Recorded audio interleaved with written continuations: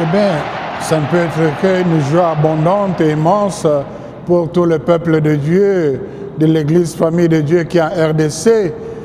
Joie parce que, pas plus tard qu'hier, au début des travaux du comité permanent, le président de la conférence a invité tout le monde à être en communion avec les pères cardinaux pour prier, pour que le Seigneur nous donne un pasteur selon son cœur.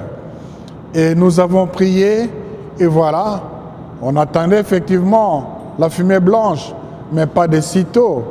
Et voilà, au deuxième jour, on parvient à dégager le 2/3 de voix. Je crois que c'est un grand message de la cohésion dans l'Église.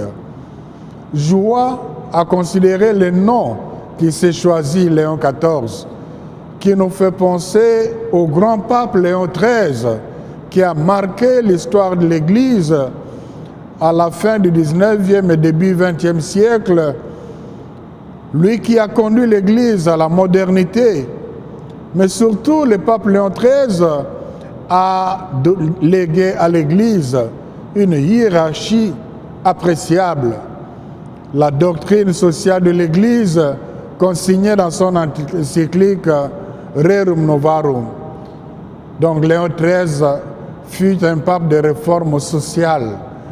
Donc l'actuel pape ait choisi le nom de Léon XIV, ça signifie son engagement à conduire l'Église en tenant compte des changements des temps actuels, mais aussi à être attaché aux réalités sociales.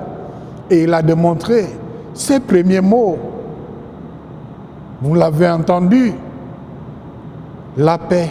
Il a commencé par la bénédiction en termes de la paix soit avec vous. Et dans chaque phrase, on retrouvait le mot la paix. Et nous, les Congolais, nous sommes justement en quête de cette paix de façon spéciale parce que nous voulons qu'elle soit durable.